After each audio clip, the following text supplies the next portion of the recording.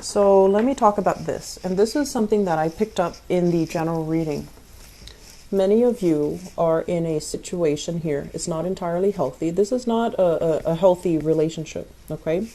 Where there's a lot of fears of the unknown. If I leave this relationship, what's going to happen to me financially, romantically, and even just personally, spiritually, emotionally? And so I feel like this is keeping yourself stuck in a very uncomfortable situation because you fear the unknown. You don't want to start over. You don't want to, create a new path for yourself here with the death card in the reverse. And you might be dealing with a partner who might not be completely 100% honest with you. The Ace of Swords in the reverse usually indicates some type of a hidden truth, the truth not being spoken out loud, or you might deal with someone who's very, very, very evasive, okay? They're evasive when they talk. They're not giving you the whole story. They might omit things. They might lie by omission. But I feel like there's something off with their story. So when they're telling you, I'm out with the guys or I'm out with the girls, you don't really buy it. And then when they're telling you, yeah, I was, away for 4 days straight on a business trip, or I had to work overtime, 2 weekends in a row. And I feel like, those alarms in your head are going off and you're just like, wait a minute, that doesn't sound right. And so you don't have like concrete evidence in order to remove yourself from this situation. But your intuition is telling you that something's off. And if you don't make changes, you're going to end up stuck in this situation, never knowing the answer. And just keeping yourself stuck because it is a safe environment, but it's not entirely the best for you. So if you are at all here dealing with an air sign, an Aquarius, a Gemini, or a Libra, I feel that you want to have these face-to-face, heart-to-heart conversations so you can dig at the truth.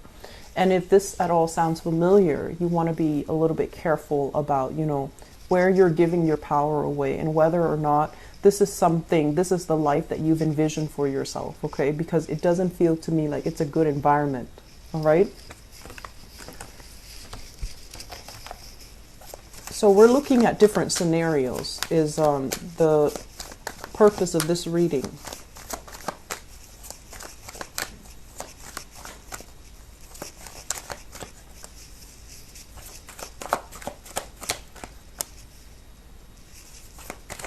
I'm sorry for all the reversals. Okay, you've got somebody who's like controlling the purse strings here. I have here a water sign. So this is a Pisces, a Scorpio, or a Cancer. Sun, moon, or rising. So I want to say like this is male or female, okay? At their best. I feel like they can be very, very romantic.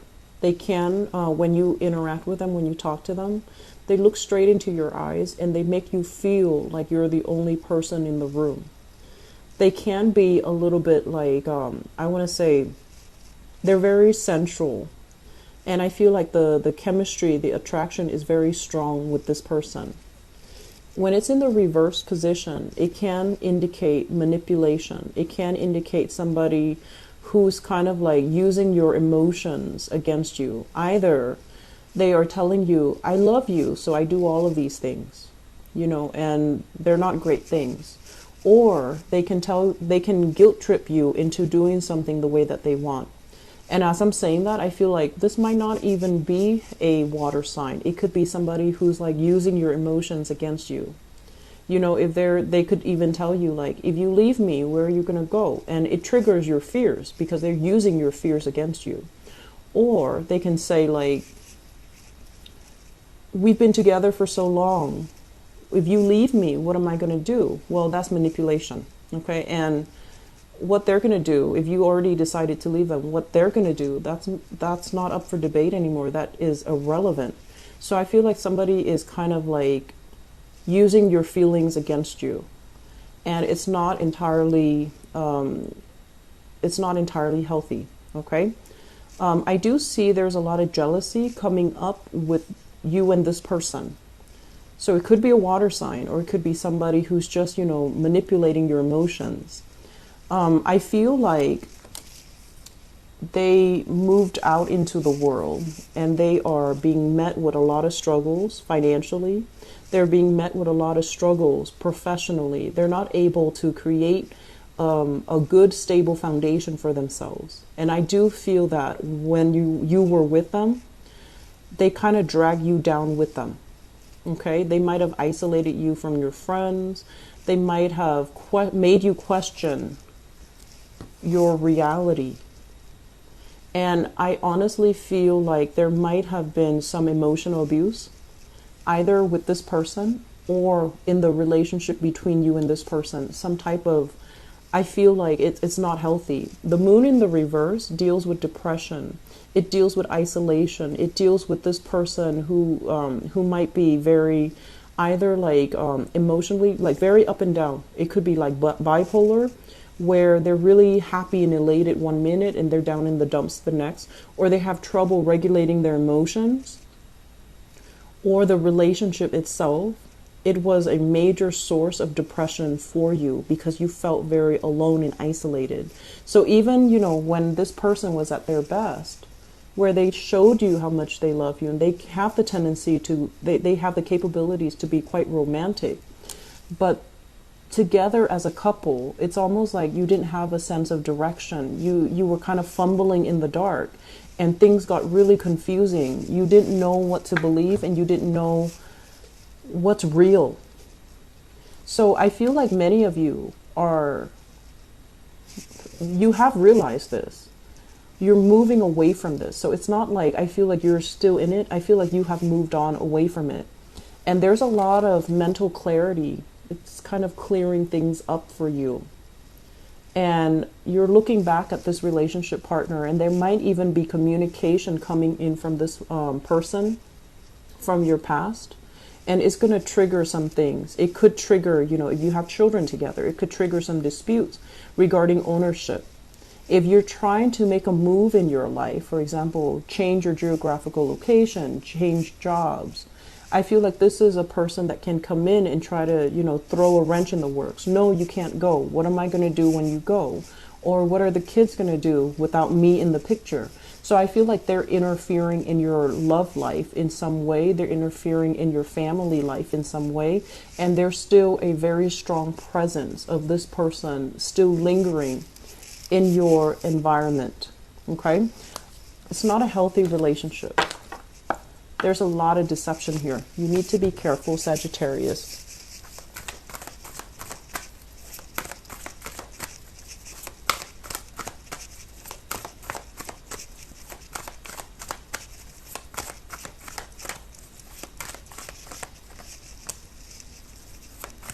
We've got a lot of water. Okay, so let me talk about this. This just screams out to me a lot of naive energy. Not that you're naive, Sagittarius, but I feel like, a lot of the times you do see the best in people. You do see the best in situation. You also have a very optimistic outlook as well. And you're a little bit careless when it comes to letting new people in. Okay, so I just want you to, I don't want you to be like paranoid when you meet new people, but I feel like your intuition is working overtime to help you avoid these things. So you really need to start trusting your intuition a little bit more. We have here, once again, this is kind of like, this is showing up here as a water sign. This is the Page of Cups. And this is basically someone who's very sweet. They have a very sweet, harmless, happy-go-lucky type of a demeanor. They see the best in situations. They don't hold grudges against anybody. And they don't really, they don't see the worst in anybody. And I feel like this is the energy that you embody. Because by constantly trying to compensate, well, maybe they didn't mean that mean thing that they said. Maybe they were just having a bad day. That's compensating. Or maybe the other person, didn't mean that. Maybe what they really meant was this. I feel like it's a really important thing for you to just accept things at face value. just accept it at face value until the person or the situation proves otherwise. Because I feel like you're compensating. You're just like, oh, it couldn't really be that bad. Maybe they were just having a bad day. But if they're consistently having a bad day on a regular basis, it's probably not because they're having a bad day. It's because, that's just the way that they are. And so try to see things through more of an adult lens so that you don't end up, so that other people don't end up yanking your chain, or so that you don't put your faith in the wrong person. Okay. I'm feeling as well, we have here the Nine of Pentacles. And the Nine of Pentacles, this is a card about self-confidence. I usually look at it as somebody who's very, very abundant. And they don't care if they're not in a relationship. They're happy with their independence. They're happy with their bachelorhood. They're okay with, friends and family and work. They're okay being on their own.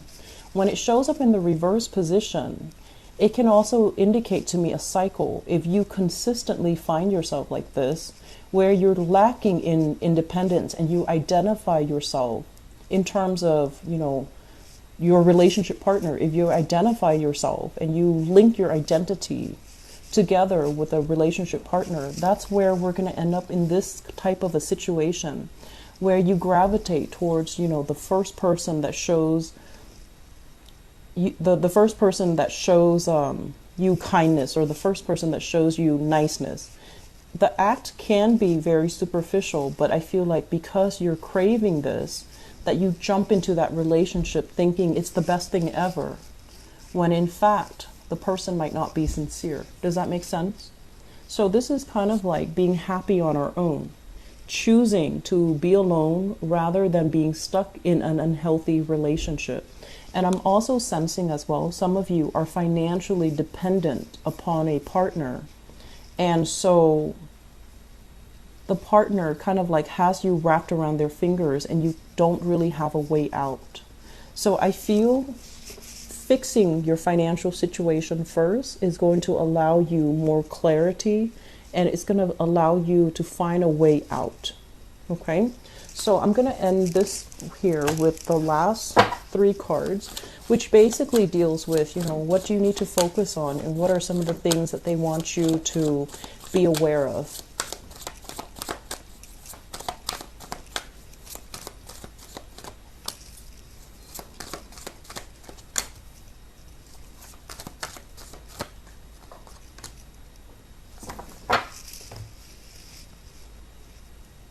So first of all, we have here the Fool, and the Fool is making a change. It's about, embarking on a new phase in your life, and not fearing that you're going to be met with disappointment and regrets, okay? So it's kind of like staying very, very optimistic so that you don't wallow in self-pity, so that you don't end up in this situation where you're just like, I'm going to stay because I feel bad for the other person, okay? Each person that we encounter in life, they have their own free will. So it's not our will to stay and be martyr in a situation and be like the martyr for somebody else.